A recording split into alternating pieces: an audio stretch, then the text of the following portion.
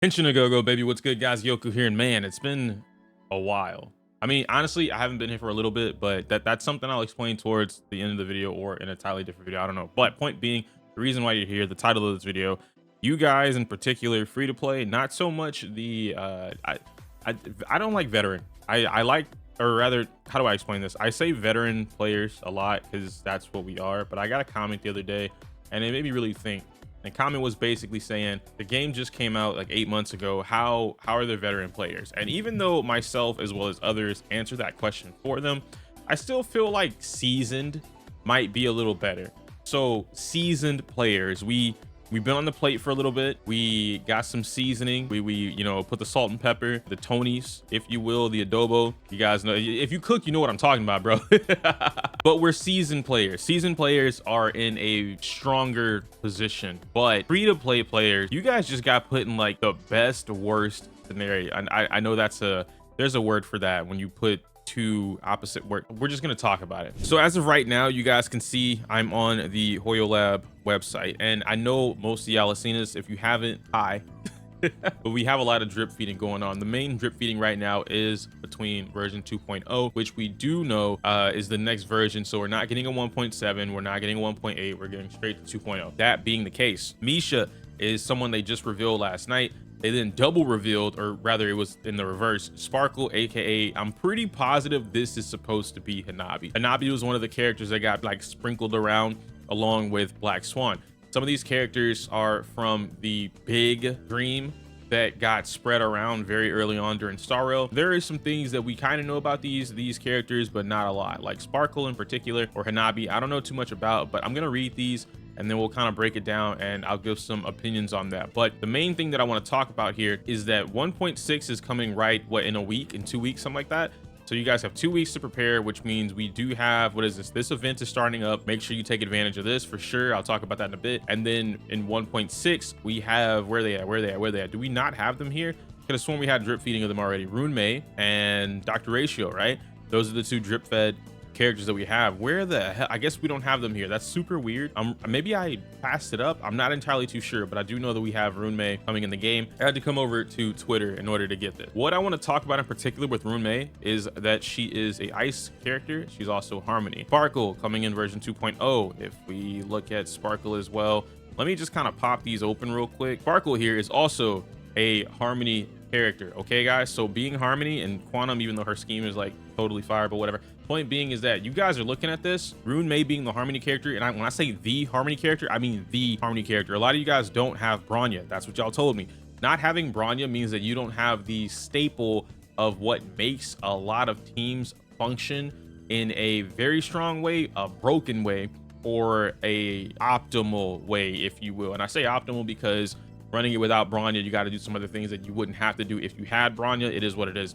Ruan Mei is the type of character, from what we're aware of, she is going to be not a second Bronya, but a secondary choice, another viable option to use. In particular though, Ruan Mei happens to, I believe her kit is based around weakness breaking. I say that, I don't know entirely, right? But I believe that is what I was told. If that is the case, this character is another Kafka. What I mean by that is she is going to open up the door for a brand new playstyle or an abusive playstyle because of what weakness breaking does. There's so many things you can do with that alone, right? The mechanic of weakness breaking an enemy. Of course, you have things that apply to DOT. You have the actual delayed effect from imaginary, from quantum, and then of course you have freeze, which is what Ruan Mei has. Having the capabilities of tinkering, abusing, modifying that mechanic alone is twisted. It's a really good thing to be able to do. So in the event she's able to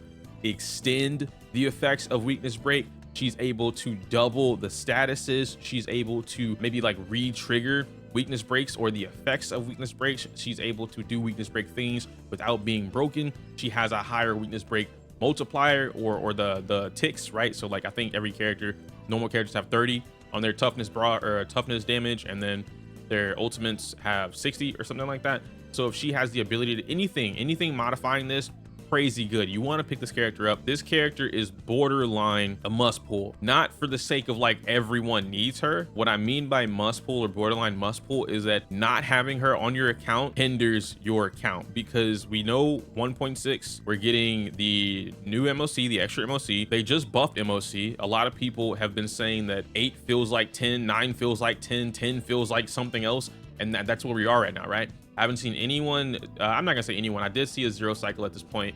It was like pure hyper carry, and they had to like rerun the run a bunch of times. In this particular case with Ruan Mei, you have to look at the fact that we are entering a little bit more of a difficult play style, or a difficult point in the game. I won't talk about Dr. Ratio, not because I think he's bad. I think Dr. Ratio has an incredible, I can't tell y'all what I know.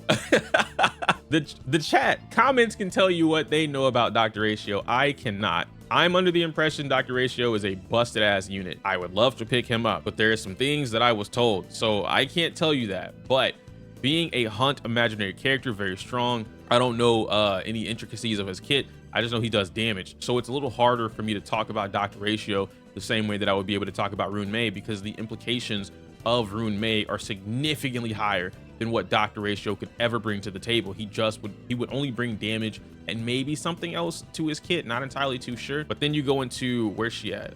Sparkle here. Sparkle being a quantum harmony character. You also have what would be Black Swan. Black Swan coming into the game is going to be Nihility, which I'm going to have a whole separate video about that, guys. Black Swan coming into the game being Nihility, being Win. We could assume, let's just call her an enhanced Sampo, right? Like if we were using the game's logic, we'll call her an enhanced Sampo or another Kafka, a damaging, right? Like Wind, Nihility, boom, there's Kafka, boom. All right, cool. Something about Black Swan, we've heard about Black Swan since the start of the game.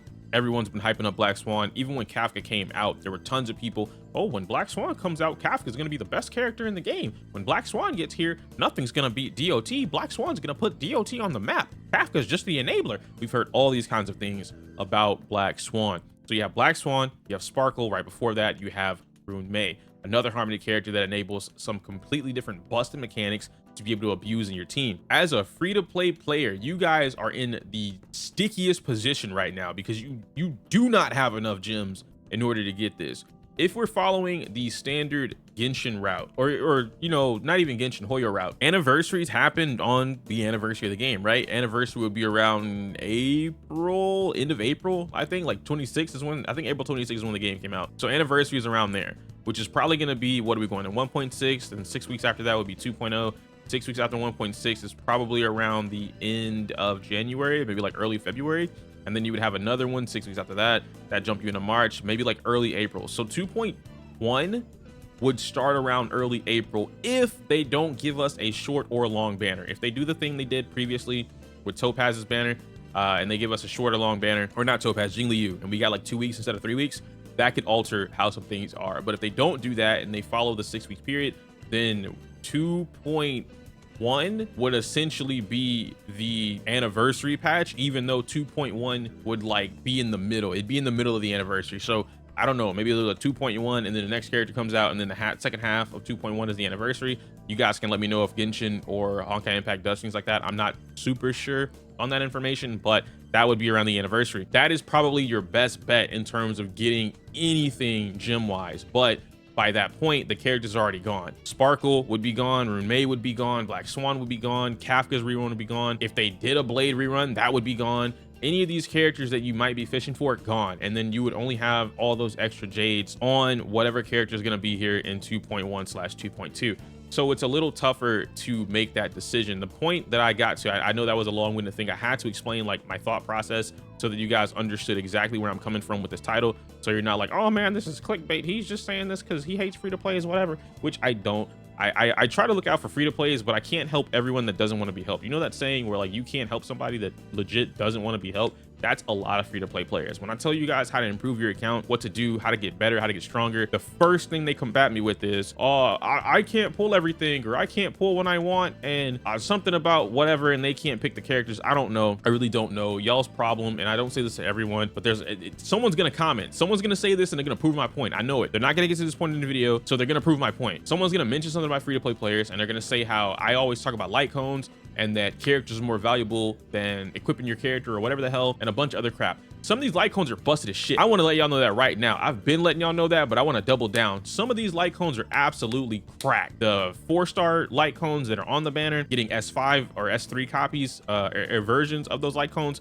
busted. The actual signature character light cone, busted. So when you pull these characters that you're not even able to build, by the way, you guys have so many 5-star characters that you can't properly build because the game has too much RNG. There's not enough resources, especially as free to play. You're not refreshing, so you definitely aren't building these characters as fast as you're collecting these characters. Anyway, rant aside, Sparkle, Ruan Mei, and then Black Swan.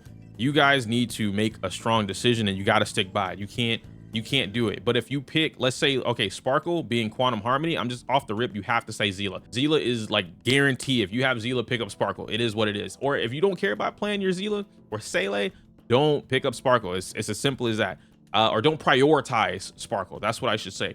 If you have any form of like weakness breaking or Jing Liu or whatever, anything that deals with like something that Ruan Mei is going to take advantage of, pick up Ruan Mei. If you don't, it's okay to skip. Black Swan, if you have Kafka, if you are a DOT maniac, if you have anything pertaining to Nihility, you need to prioritize Black Swan. If you are looking at Kafka and you're like, I've been waiting on her rerun, which I'm real positive her rerun's coming around because Black Swan is right there. You now have to pull Kafka. You probably want to get her light cone, but you don't necessarily need it, but you probably want to get it.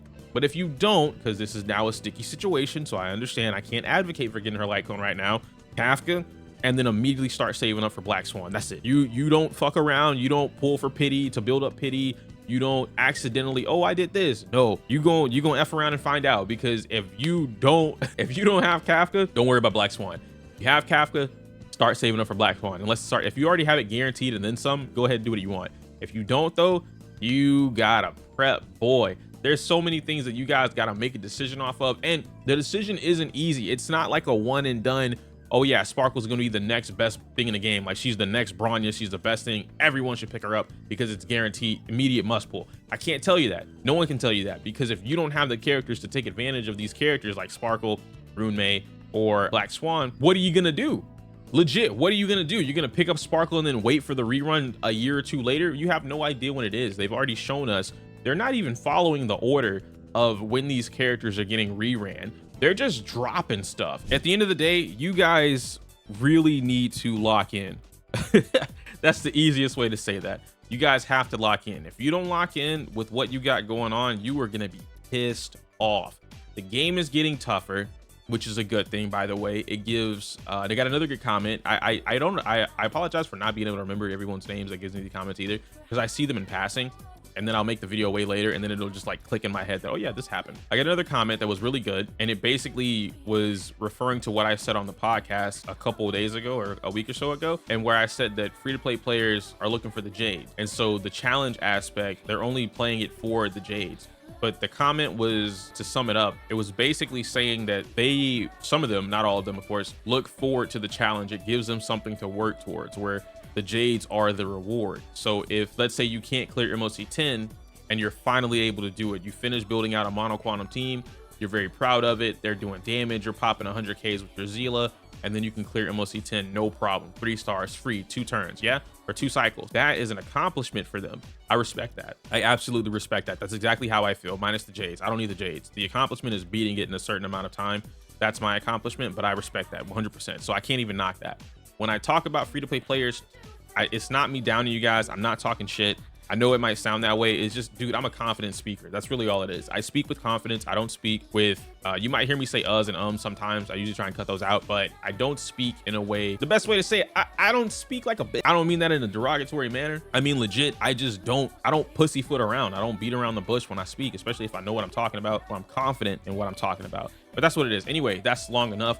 By the time you watch this video or finish this video, I should be live on Twitch. Come over, come hang out with your boy. We're going to be doing the tier list live. I'm going to go over probably tier list or updated stuff and then talk about that. If you miss it and you can't come to the stream, don't worry. I will make it a video. I just have no idea when I'm going to drop that video because I'm lazy. Anyway, I can't say my usual outro because it's inappropriate for YouTube. Smell you later.